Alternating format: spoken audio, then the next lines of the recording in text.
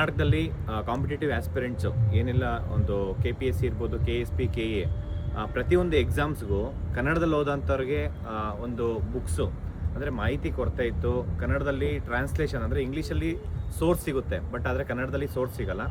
ಆದರೆ ಇವತ್ತು ನಾನು ನೋಡಿರೋ ಒಂದು ಬುಕ್ಸು ಅಂದರೆ ಟಾರ್ಗೆಟ್ GK ಅಂತ ಹೇಳಿ, ನಾವು ಇಷ್ಟು ದಿನ ಏನಂದರೆ ಮಲ್ಟಿಪಲ್ ಚಾಯ್ಸ್ ಕ್ವಶನ್ ಪೇಪರ್ ನೋಡ್ತಿದ್ವಿ, ಅಂದರೆ ಇಂಡಿವಿಜುವಲ್ಲು ಸಬ್ಜೆಕ್ಟ್ ವೈಸು. ಬಟ್ ಆದರೆ ಇದು ಆ ರೀತಿ ಇಲ್ಲ. ಬುಕ್ಸ್ ಯಾವ ರೀತಿ ಇರುತ್ತೆ, ಮಲ್ಟಿಪಲ್ ಚಾಯ್ಸ್ ಕ್ವಶನ್ ಪೇಪರ್ ಅಲ್ಲ ಇದು.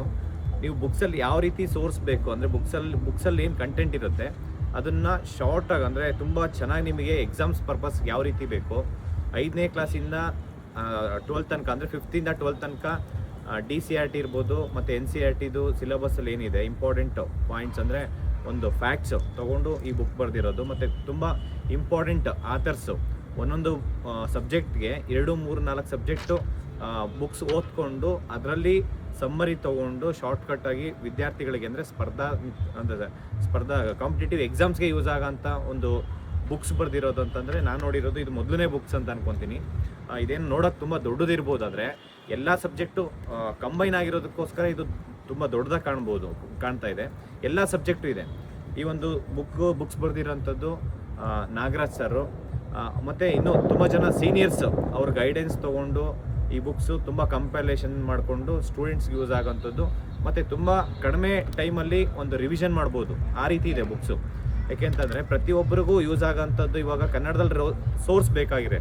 ಯಾಕೆಂದರೆ ತುಂಬ ಜನ ಇಂಗ್ಲೀಷಲ್ಲಿ ಓದ್ಕೊಂಡು ಪಾಸ್ ಆಗೋಂಥವ್ರು ತುಂಬ ಜನ ಇದ್ದಾರೆ, ಆದರೆ ಕನ್ನಡದಲ್ಲಿ ಎಸ್ಪೆಷಲಿ ಗ್ರಾಮೀಣ ಭಾಗದ ಅಭ್ಯರ್ಥಿಗಳಿಗೆ ತುಂಬ ಕಷ್ಟ ಆಗುತ್ತೆ. ಅಂಥವ್ರಿಗೆ ಈ ಬುಕ್ಕು ನಾನು ರೆಫರ್ ಮಾಡ್ತೀನಿ.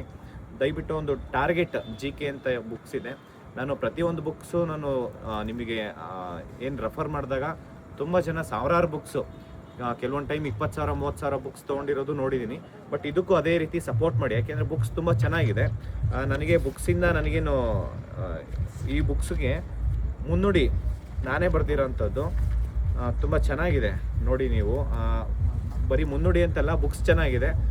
ಮುನ್ನುಡಿ ನನ್ನ ಕೈಯಲ್ಲೇ ಬರೆಸಿದ್ದಾರೆ. ಹಾಗಾಗಿ ಮುನ್ನುಡಿ ಜೊತೆಲಿ ಈ ಬುಕ್ಸು ತುಂಬ ಶಾರ್ಟ್ಕಟ್ಟಾಗ ಮತ್ತು ಶಾರ್ಟ್ ಟೈಮಲ್ಲಿ ಒಂದು ಸಿಲೆಬಸ್ ಕವರ್ ಮಾಡೋದಕ್ಕೋಸ್ಕರ ಬುಕ್ ಇರೋದು. ದಯವಿಟ್ಟು ಸಪೋರ್ಟ್ ಮಾಡಿ. ಯಾಕೆಂದರೆ ನಾಗರಾಜ್ ಸರು ತುಂಬ ನಮ್ಮ ಅಕ್ಷ ಸಂಘಟನೆಯಲ್ಲಿ ಸುಮಾರು ವರ್ಷದಿಂದ ಪ್ರತಿಯೊಂದು ಸಮಸ್ಯೆ ಇದ್ರೂ, ವಿದ್ಯಾರ್ಥಿಗಳ ಸಮಸ್ಯೆ ಇರ್ಬೋದು ಮತ್ತು ಬೆಳಗಾವಿಯಲ್ಲಿರೋಂಥ ಯಾವುದೇ ವಿದ್ಯಾರ್ಥಿ ಸಮಸ್ಯೆ ಇದ್ರೂ ಅವರು ನಮ್ಮ ಜೊತೆ ಇದ್ದು ವಿದ್ಯಾರ್ಥಿಗಳ ಪರವಾಗಿ ಪ್ರತಿಯೊಂದು ಹೋರಾಟಕ್ಕೂ ಸಪೋರ್ಟಿವ್ ಆಗಿದ್ದಾರೆ.